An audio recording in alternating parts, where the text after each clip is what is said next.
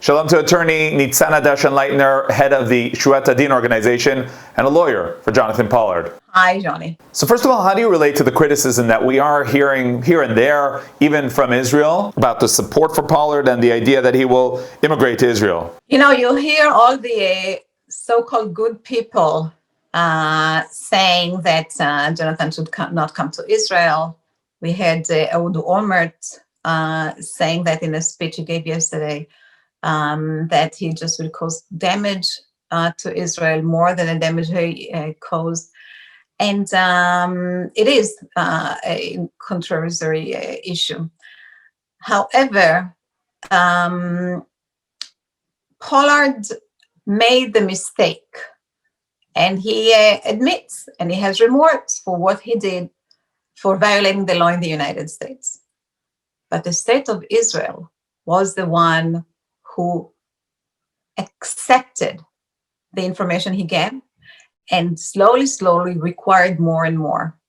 They came to him and they employed him and they asked him to give more and more documents, thousands and thousands at a time for an entire year. They built up on the information he gave. In the end, the relationship turned. He wasn't a volunteer. He didn't come just to give one information that he thought that the United States did not provide Israel with. It was a state of Israel that employed him, that asked him to provide more information, that actually used him as an agent, that took the entire risk of having an agent in the United States spying for her.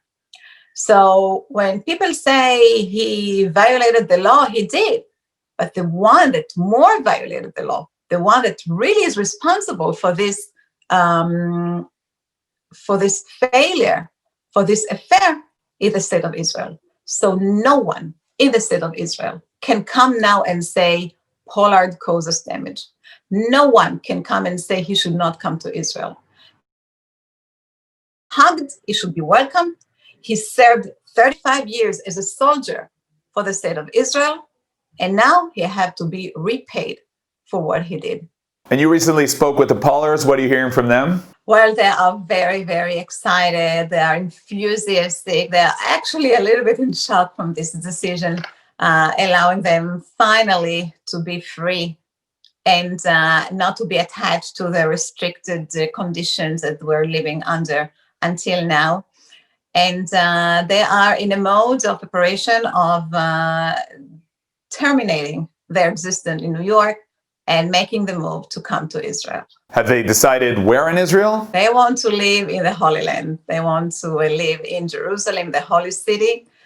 And they're trying to arrange accommodations now to come and fulfill their dream, actually to live in the city of David.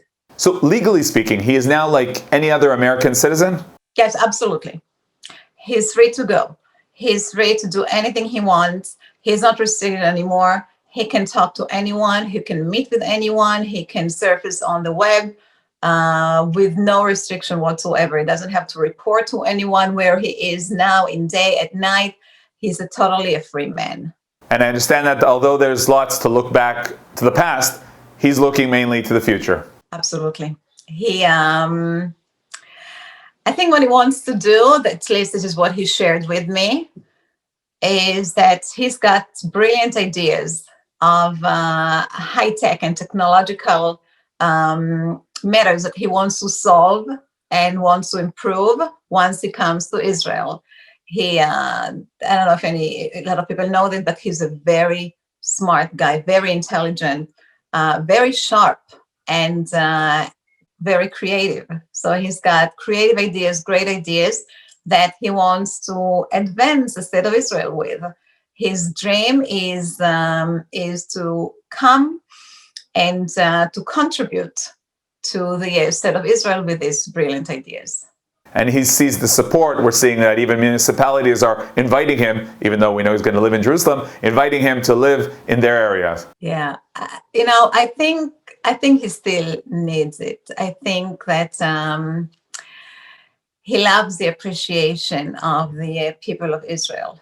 You know, I met with him many times and visit him a lot of times in the Butner prison in North Carolina, and which was a horrible place. And he looked pretty strong for a life prisoner. However, when I met with him outside of the prison, when he was released and we were working on the streets in New York, I asked him, Jonathan, tell me, how is it that you are still so strong, that you are still with your head up, although the tortures that you have been through in these 30 years in jail, it's the it's a security prison, it's the most preserved prison. It's a horrible situation. It was like 7 years and isolated. How is it? And he told me 3 things held me up and kept me going. One is my wife, Esther, that fought for me, that were with me, that stayed with me through the whole way. The second one is the people of Israel, is the Jews that and Christians that helped me, that supported me, that hugged me, that sent me letters, that encouraged me, that told me that they did not forget me. And the third one was God in heaven. So for your question, the answer is pretty clear.